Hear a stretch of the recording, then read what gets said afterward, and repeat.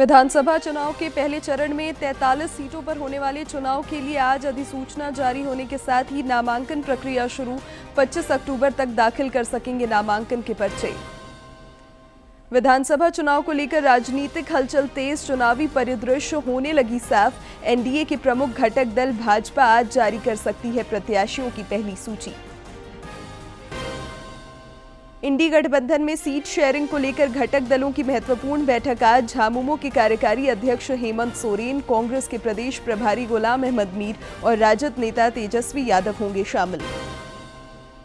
राजधानी रांची, खूंटी और लोहरदग्गा तथा संथाल परगना समेत राज्य के कई हिस्सों में आज भी बारिश के आसार। मौसम विभाग ने कई इलाकों में वज्रपात को लेकर जारी किया अलर्ट।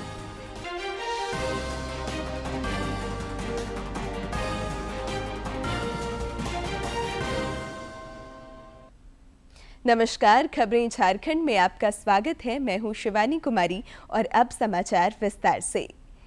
विधानसभा चुनाव के पहले चरण में 43 सीटों पर होने वाले चुनाव के लिए आज अधिसूचना जारी होने के साथ ही नामांकन प्रक्रिया शुरू हो गई है। इस चरण में होने वाले चुनाव को लेकर प्रत्याशी 25 अक्टूबर तक नामांकन के पर्चे दाखिल कर सकेंगे। 28 अक्टूबर को स्क्रूटनी होगी, जबकि उम्मीदवार 30 अक्टूबर तक नाम वापस ले सकेंगे। मतों की गिनती 23 नवंबर को होगी। पर्व को मनाने के लिए तैयार है। झारखंड में पहले चरण के चुनाव के लिए 13 नवंबर को मतदान होना है। पहले चरण में 43 सीटों पर वोट डाले जाएंगे, जिसके लिए 18 अक्टूबर को अधिसूचना जारी होगी। इसके साथ ही प्रदेश में लोकतंत्र के महापर्व का शंखनाद हो जाएगा। पहले चरण के लिए उम्मीदवार 25 अक्टूबर तक नामांकन दाखिल कर सकेंगे, जबकि 30 अक्टूबर को नाम वापस लेने की अंतिम तारीख है। खास बात यह है कि इस बार सुविधा ऐप के जरिए प्रत्याशी नामांकन प्रक्रिया से संबंधित सभी आवेदन भर सकेंगे। वोटर हेल्पलाइन ऐप में सभी वोटर्स अपनी सारी डिटेल्स देख सकते हैं। Lightened voters will inform us on C vigil about any malpractice which they notice in their area and we'll reach there in 90 minutes to handle it. इस बीच राज्य में विधानसभा चुनाव को लेकर प्रशासनिक तैयारियों को अंतिम रूप दिया जा रहा है।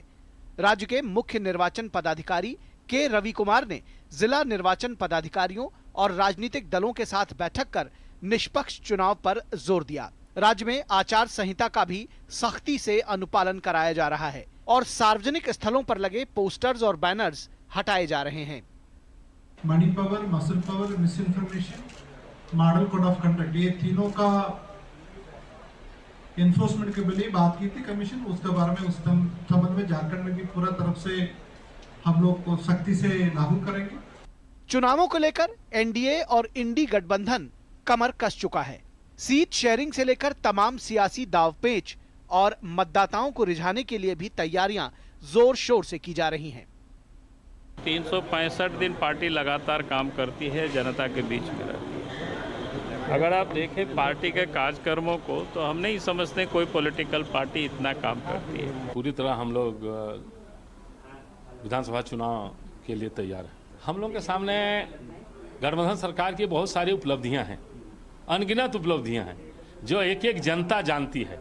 झारखंड में यूं तो पिछले कई महीनों से चुनावी सरगर्मियां तेज थीं, लेकिन शुक्रवार को अधिसूचना जारी होने के साथ ही ये और रफ्तार पकड़ेगी। झारखंड में इस बार 2 चरणों में विधानसभा चुनाव संपन्न कराए जा रहे हैं। ऐसे में चुनावी घमासान के लिए हर दल एक एक सीट पर नजर रख रहे हैं और पिछले चुनावों से मिली सीख और सबक को इस बार दोहराने से बचना चाहेंगे। रांची से दूरदर्शन समाचार के लिए विकास के साथ मैं दिवाकर कुमार। विधानसभा चुनाव के सिलसिले में रांची जिले की 5 सीटों तमाड़, रांची, हटिया, कांके और मांडर में पहले चरण में होने वाले चुनाव की नामांकन प्रक्रिया भी आज से शुरू हो गई है। रांची के जिला निर्वाची पदाधिकारी सह उपायुक्त वरुण रंजन ने प्रेस कॉन्फ्रेंस कर बताया कि नामांकन प्रक्रिया के दौरान आदर्श चुनाव आचार संहिता के नियमों का सख्ती से पालन किया जाएगा। इसका उल्लंघन करने वालों पर कड़ी कार्रवाई की जाएगी। उन्होंने पूरी चुनाव प्रक्रिया की विस्तार से जानकारी दी। होने वाले चुनाव की अधिसूचना जारी कर दी है।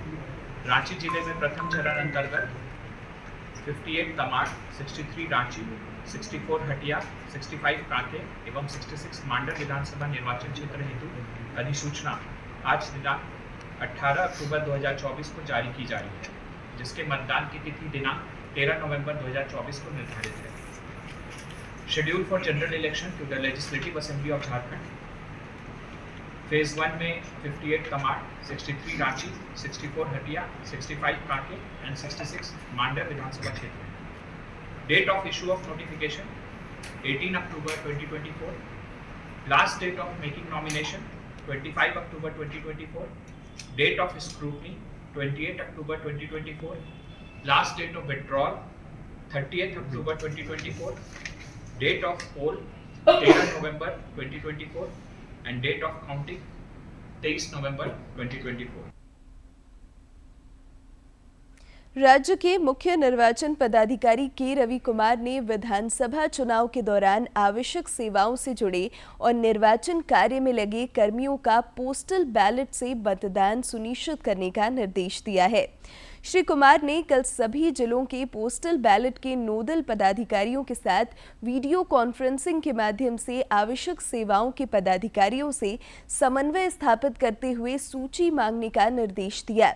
उन्होंने कहा कि मतदान केंद्र तक जाने में असक्षम 85 वर्ष से अधिक या दिव्यांग मतदाताओं को घर से मतदान के लिए 12D उपलब्ध कराएं। साथ ही पोस्टल बैलेट के फॉर्म का आवंटन संबंधित मतदाताओं तक सुनिश्चित करने का निर्देश दिया गया। विधानसभा चुनाव के प्रति मतदाताओं को जागरूक करने के लिए मतदाता जागरूकता से संबंधित कई कार्यक्रम आयोजित किए जा रहे हैं। इसी कड़ी में राज्य के मुख्य निर्वाचन पदाधिकारी कार्यालय की ओर से 2 दिवसीय 881 महोत्सव का आयोजन आज से हो रहा है। राजधानी रांची के जयपाल सिंह मुंडा स्टेडियम में स्वीप के तहत होने वाले इस महोत्सव में देश के 81 कलाकार अपनी प्रस्तुति देंगे। अधिसूचना जारी होने के साथ ही आज से प्रथम चरण में 43 सीटों पर होने वाले विधानसभा चुनाव के लिए नामांकन प्रक्रिया शुरू हो गई है। नामांकन की अंतिम तिथि 25 अक्टूबर है। मुख्य निर्वाचन पदाधिकारी के रवि कुमार ने बताया कि उम्मीदवार अवकाश के दिनों को छोड़कर सवेरे 11 बजे से दोपहर 3 बजे तक नामांकन भर सकेंगे। उन्होंने कहा कि सभी प्रत्याशी नामांकन के दौरान निर्वाचन आयोग के दिशा निर्देशों का पालन सुनिश्चित करेंगे। नॉमिनेशन प्रक्रिया 43 असेंबली कॉन्स्टिट्यूंसी में प्रारंभ हो रही है। नॉमिनेशन का समय सुबह 11 बजे से शाम को 3 बजे तक होगी। मुख्य निर्वाचन पदाधिकारी ने बताया कि विधानसभा चुनाव से जुड़ा 2 दिवसीय कला महोत्सव शुक्रवार से जयपाल सिंह स्टेडियम में शुरू हो रहा है।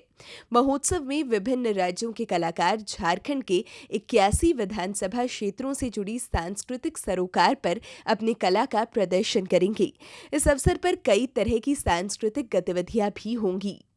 881 फेस्टिवल जयपाल सिंह स्टेडियम में शुरू हो रही है।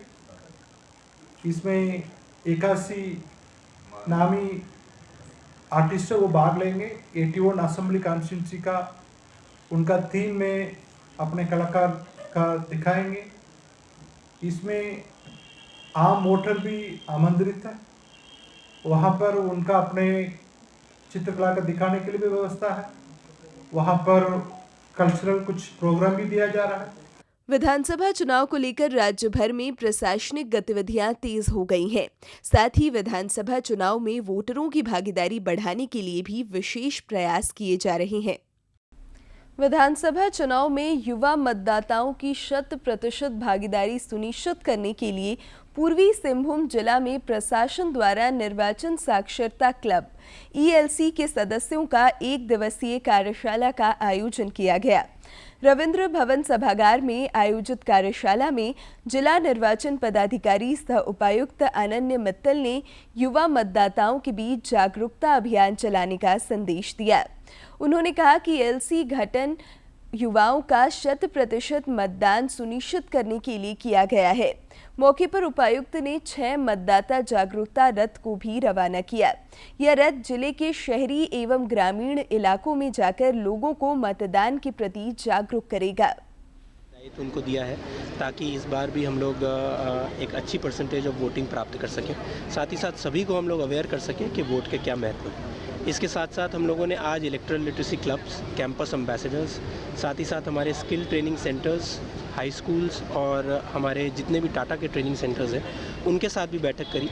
उनको भी हम लोगों ने एक्टिविटीज़ और सभी का जायज़ा दिया कि किस तरीके से वो लोगों को अवेयर कर सकते हैं। साथ ही साथ उनको हम लोग 100% अवेयर करते हुए वोटिंग परसेंटेज कैप्चर कर सकें, इसके संबंध में दिशा निर्देश दिए।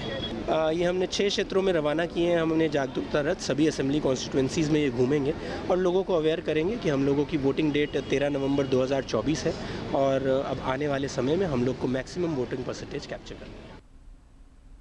विधानसभा चुनाव को लेकर एनडीए और इंडी गठबंधन में सीट शेयरिंग को लेकर अंतिम दौर की बैठक जारी है। इसी कड़ी में आज भारतीय जनता पार्टी अपनी पहली सूची जारी कर सकती है। पार्टी के प्रदेश कार्यालय में आयोजित प्रेस वार्ता में भाजपा के प्रदेश अध्यक्ष बाबूलाल मरांडी प्रत्याशियों की सूची जारी कर सकते हैं। इधर इंडी गठबंधन में सीट शेयरिंग के मुद्दे को लेकर आज रांची में घटक दलों की महत्वपूर्ण बैठक होगी। मुख्यमंत्री आवास में होने वाली इस बैठक में झामुमो के कार्यकारी अध्यक्ष हेमंत सोरेन, कांग्रेस के प्रदेश प्रभारी गुलाम अहमद मीर और राजद नेता तेजस्वी यादव के अलावा वाम दल के भी कई नेता शामिल होंगे।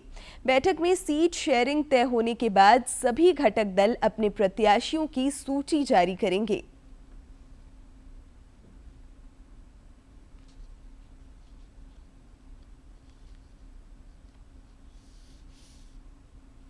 आज मुख्यमंत्री हेमंत सोरेन के सरकारी आवास पर महत्वपूर्ण बैठक होगी, जिसमें राजद के तेजस्वी यादव और भाकपा माले के राष्ट्रीय महासचिव दीपांकर भट्टाचार्य हिस्सा लेंगे। बैठक में सीट बंटवारे पर अंतिम मुहर लगने की उम्मीद है।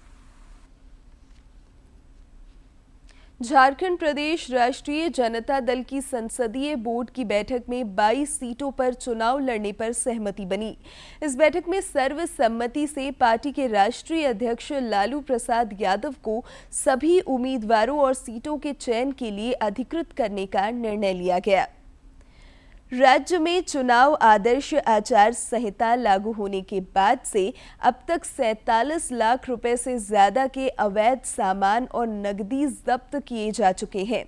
पूर्वी सिंहभूम जिले के गालूडीह में केसरपुर चेकनाका पर कल वाहन चेकिंग के दौरान पुलिस और एसएसटी ने 2 वाहनों से 4,76,000 रुपए बरामद किए। विधानसभा चुनाव को लेकर धन बल के दुरुपयोग पर रोक लगाने को लेकर पैसे और अवैध सामानों का परिवहन रोकने के लिए राज्य के सभी चेकनाकों पर 24 घंटे निगरानी हो रही है।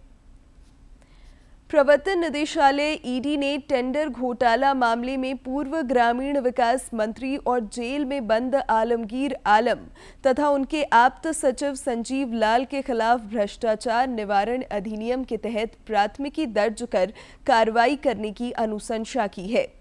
ईडी ने मुख्य सचिव को पत्र लिखा है, जिसमें ग्रामीण विकास विभाग में कमीशनखोरी की जांच के दौरान मिले साक्ष्यों की जानकारी दी गई है। इस पत्र में यह भी बताया गया है कि जहांगीर आलम के आवास से मिले लगभग 35 करोड़ रुपए आलमगीर आलम के ही थे। हरियाणा में मंत्रिमंडल गठन के बाद आज पहली कैबिनेट बैठक होगी। मुख्यमंत्री नायब सिंह सैनी के दूसरे बार मुख्यमंत्री बनने के बाद होने वाली इस बैठक में सभी 13 मंत्री शामिल होंगे। मुख्यमंत्री बनने के बाद हरियाणा कैबिनेट की ये पहली बैठक है। मुख्यमंत्री नायब सिंह सैनी की अध्यक्षता में होने वाली इस बैठक में सभी 13 मंत्री शामिल होंगे। बैठक से पहले सभी नए मंत्रियों के विभागों का बंटवारा भी हो सकता है। माना जा रहा है कि बैठक में विधानसभा के सत्र और प्रोटेम स्पीकर को लेकर भी फैसला हो सकता है। और इस सत्र में विधानसभा के सभी नए सदस्यों को शपथ दिलाई जाएगी। आपको बताएं कि कैबिनेट मंत्री के रूप में कल अनिल विज, कृष्णलाल पवार, राव नरबीर, महिपाल ढांडा, विपुल गोयल, डॉक्टर अरविंद शर्मा, श्याम सिंह राणा, रणबीर गंगवा, कृष्ण बेदी, श्रुति चौधरी आदि राव ने शपथ ली। वहीं राजेश नागर और गौरव गौतम ने राज्य मंत्री स्वतंत्र प्रभार के रूप में शपथ ली थी।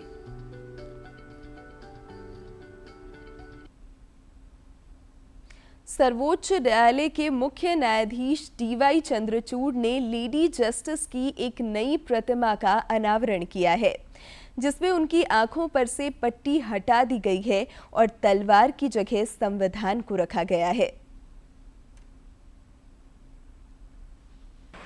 औपनिवेशिक विरासत को पीछे छोड़ते हुए पिछले दिनों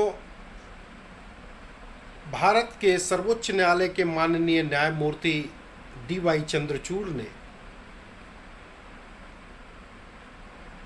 सर्वोच्च न्यायालय के जजेस लाइब्रेरी में न्याय की मूर्ति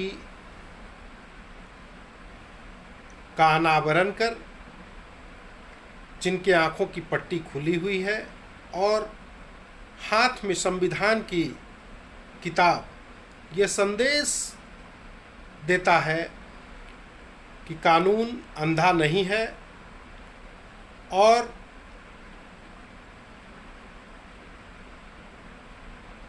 अपराध करने पर दंड का भी विधान है। ऐसा संदेश देते हुए सर्वोच्च न्यायालय के माननीय मुख्य न्यायमूर्ति ने एक उचित कदम उठाया है। महिलाओं को व्यावसायिक कार्यों में सशक्त बनाने के उद्देश्य से रामगढ़ में दीपावली मेले का आयोजन किया गया। इसमें विभिन्न जिलों के करीब 1 दर्जन स्टॉल लगाए गए।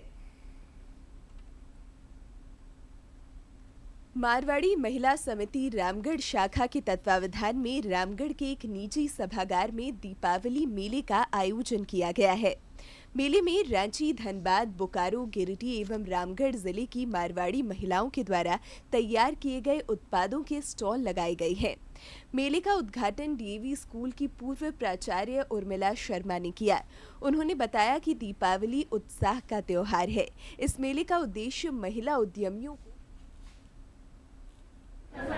इस मारवाड़ी महिला समाज ने आज जो एग्जीबिशन लगाया है, प्रदर्शनी और सेल, ये सिर्फ इसलिए लगाया है कि महिला उद्यमियों को एक प्लेटफॉर्म दिया जाए, उनको प्रोत्साहित किया जाए ताकि वो भी बाहर आएं और इस व्यवसाय के क्षेत्र में भी अपने आप को प्रतिष्ठित करें। मौके पर मेले की आयोजनकर्ता निशा जैन ने बताया कि दीपावली पर्व को लेकर बाजार में कई वस्तुओं की डिमांड बढ़ जाती है। इस मेले में महिलाओं द्वारा तैयार उत्पादों को उचित बाजार उपलब्ध कराने की पहल की गई है। झारखंड के विभिन्न जगहों से महिलाएं आई हैं, जिनमें रांची, गिरिडीह, बोकारो, धनबाद, रामगढ़ आदि जगहों से महिलाएं आकर अपने अपने नए से नए उत्पादों को ला करके हमारे बीच दिखाया है कि हम ऑनलाइन न करके स्वयं में परचेज करें तो एक दूसरे से हमारा जुड़ाव भी होता है। दीपावली मेले में आई महिलाएं अपने उत्पादों की बिक्री कर काफी उत्साहित हैं। गिरिडीह की सुजाता क्याल ने बताया कि उनके ज्वेलरी स्टॉल में अच्छी खरीदारी हो रही है और झारखंडी ज्वेलरी महिलाओं को काफी पसंद आ रही है। महिला समिति में मैं पहली बार एग्जीबिशन लगा रही हूँ ज्वेलरी का। मैं लोगों से रिक्वेस्ट करूंगी कि आइए, देखिए और ऑनलाइन न जाकर यहाँ आकर पहन कर ट्राई कीजिए। इस त्योहारी सीजन के दौरान दीपावली के घरेलू सामान, विशेष रूप से महिलाओं द्वारा तैयार किए गए सामानों की प्रदर्शनी और बिक्री से महिला उद्यमियों को उचित अवसर मिल रहा है। प्रभु श्री राम की नगरी अयोध्या में दीपोत्सव 2024 की तैयारियां जोरों पर हैं। इस अवसर पर एक दिया प्रभु श्री राम के नाम कार्यक्रम का शुभारंभ किया जा रहा है।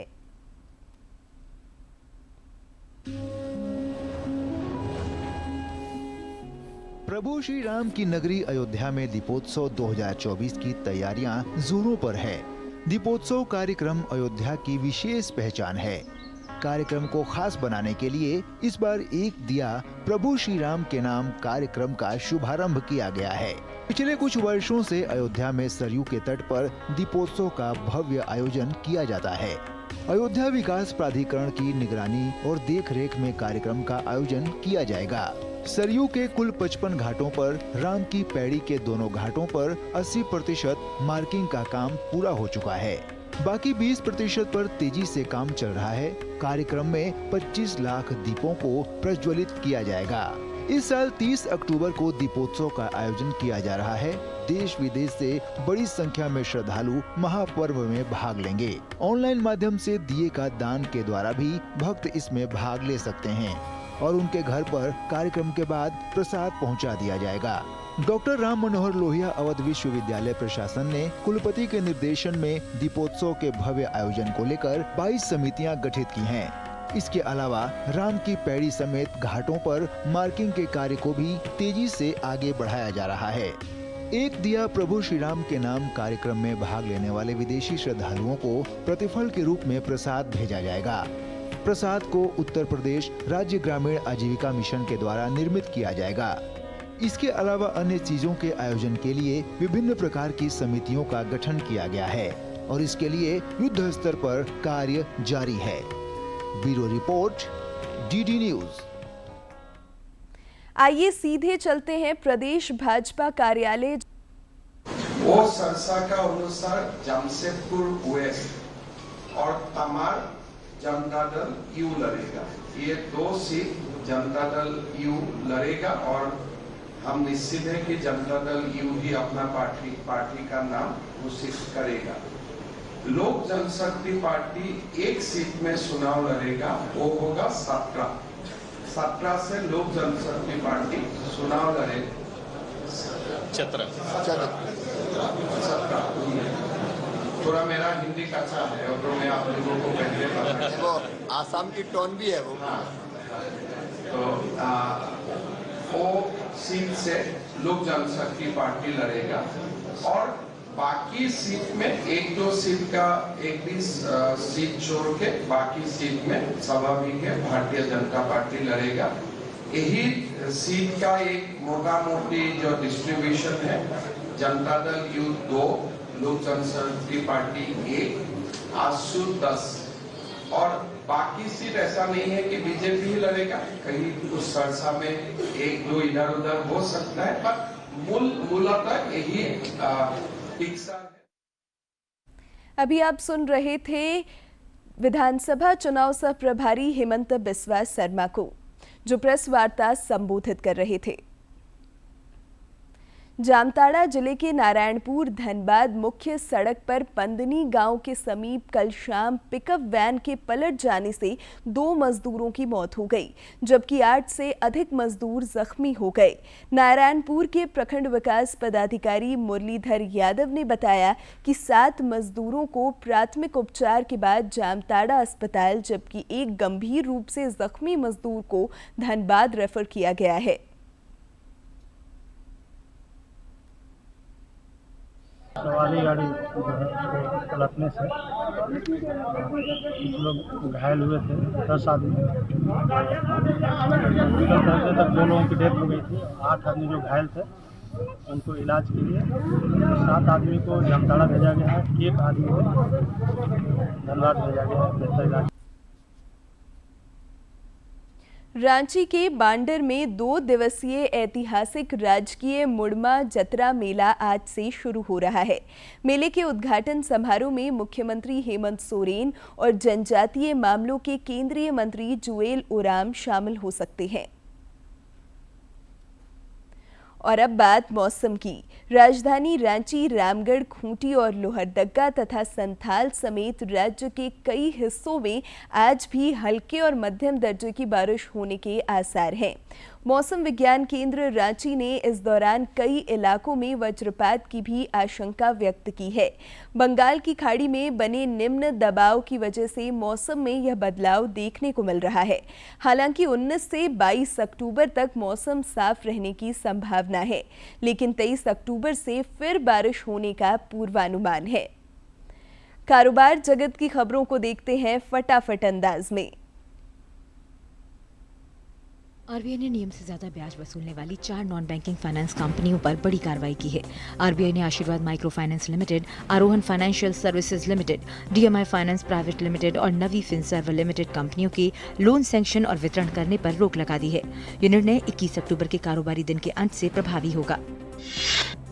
विदेश मंत्रालय ने मॉरिशस सरकार को 487 करोड़ रुपए की लाइन ऑफ क्रेडिट देने की घोषणा की है। ये रुपए डिनोमिनेटेड बॉन्ड होगा। भारत सरकार मॉरिशस को जल पाइपलाइन के रिप्लेसमेंट के लिए ये फंडिंग प्रदान कर रही है। दिल्ली में आयोजित इंडिया मोबाइल कांग्रेस का आज अंतिम दिन है। इसके तहत गुरुवार को भारत मंडपम में ट्राई ने प्रसारण क्षेत्र में उभरते रुझान और प्रौद्योगिकी पर संगोष्ठी का आयोजन किया। इसमें इमर्सिव टेक्नोलॉजीज, D2M और 5G प्रसारण के साथ डिजिटल रेडियो प्रौद्योगिकी पर सत्र आयोजित किए गए। सीबीडीटी ने आयकर अधिनियम 1961 के तहत अपराधों के शमन के लिए संशोधित दिशा निर्देश जारी किए हैं। ये दिशा निर्देश जटिल प्रक्रिया को सरल बनाने के लिए कंपाउंडिंग शुल्क को भी कम करने का काम करेंगे। नेस्कॉम ने एक रिपोर्ट में बताया है कि भारत में एक्टिव जनरेटिव एआई स्टार्टअप की संख्या में 260% की बढ़ोतरी हुई है। रिपोर्ट के मुताबिक 2023 की पहली छमाही की तुलना में 2024 की पहली छमाही में जनरेटिव एआई स्टार्टअप की संख्या 66 से बढ़कर 240 हो गई है। स्टार्टअप की संख्या तेजी से बढ़ने से Bharat generative AI startup ecosystem में दुनिया में 6वें स्थान पर पहुंच गया है। कर्मचारी जमा संबद्ध बीमा EDLI स्कीम के तहत EPFO सदस्यों को अब 7 लाख रुपए तक का लाभ मिलेगा। ये योजना इस साल 28 अप्रैल से लागू मानी जाएगी। सरकार के इस निर्णय से 6 करोड़ से ज्यादा लोगों को लाभ होगा। EDLI योजना के अंतर्गत कर्मचारी की मृत्यु पर उत्तराधिकारी को बीमा का लाभ मिलता है। वैश्विक चुनौतियों और मुद्रास्फीति दबाव के बावजूद भारत के रेडीमेड गारमेंट निर्यात में वृद्धि हुई है। अपैरल एक्सपोर्ट प्रमोशन काउंसिल ने बताया कि इस साल सितंबर माह में भारत के रेडीमेड परिधान निर्यात में 17% का उछाल आया है। केंद्र सरकार रेल रैक के जरिए प्याज की बढ़ती कीमतों को नियंत्रित करने के लिए प्रयासरत है। ये पहली बार है जब मूल्य स्थिरीकरण हस्तक्षेप के अंतर्गत थोक परिवहन के तरीके को अपनाया गया है। इसके तहत सरकार 1600 मीट्रिक टन प्याज कांदा फास्ट ट्रेन द्वारा नासिक से दिल्ली ला रही है। रिलायंस रिटेल वेंचर्स लिमिटेड ने मदर केयर PLC के साथ संयुक्त उद्यम बनाने की घोषणा की है। मदर केयर माता पिता और छोटे बच्चों के लिए उत्पादों का निर्माण करती है। इस समझौते के तहत रिलायंस UK संयुक्त उद्यम में 51% हिस्सेदारी रखेगी, जबकि mother care global brand limited शेष 49% हिस्सेदारी अपने पास रखेगी। मारुति सुजुकी इंडिया लिमिटेड ने मानेसर प्लांट में 1 करोड़ उत्पादन का आंकड़ा पार कर लिया है। कंपनी के CEO ने कहा कि कंपनी की ये उपलब्धि भारत की मेक इन इंडिया के प्रति प्रतिबद्धता को दिखाती है। Hyundai मोटर इंडिया का IPO 2.37 गुना सब्सक्राइब हुआ है। IPO में सबसे ज्यादा बोली क्वालिफाइड इंस्टीट्यूशनल बायर्स ने लगाई है। कंपनी के शेयर नेशनल स्टॉक एक्सचेंज और बॉम्बे स्टॉक एक्सचेंज पर लिस्ट होंगे। और अब देखते हैं लोक कलाकारों की मनमोहक प्रस्तुति।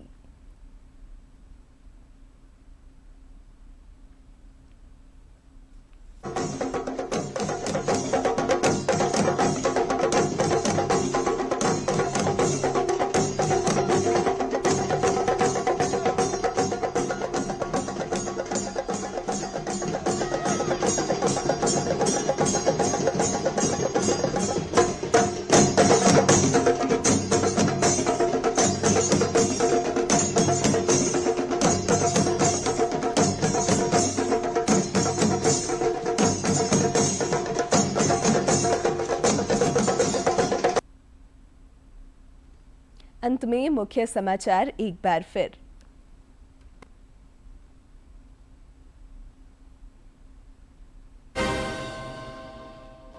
विधानसभा के पहले चरण में 43 सीटों पर होने वाले चुनाव के लिए आज अधिसूचना जारी होने के साथ ही नामांकन प्रक्रिया शुरू। 25 अक्टूबर तक दाखिल कर सकेंगे नामांकन के पर्चे। विधानसभा चुनाव को लेकर राजनीतिक हलचल तेज, चुनावी परिदृश्य होने लगे साफ। एनडीए के प्रमुख घटक दल भाजपा आज जारी कर सकती है प्रत्याशियों की पहली सूची। इंडी गठबंधन में सीट शेयरिंग को लेकर घटक दलों की महत्वपूर्ण बैठक आज। झामुमो के कार्यकारी अध्यक्ष हेमंत सोरेन, कांग्रेस के प्रदेश प्रभारी गुलाम अहमद मीर और राजद नेता तेजस्वी यादव होंगे शामिल। राजधानी रांची, खूंटी और लोहरदग्गा तथा संथाल परगना समेत राज्य के कई हिस्सों में आज भी बारिश के आसार। मौसम विभाग ने कई इलाकों में वज्रपात को लेकर जारी किया अलर्ट।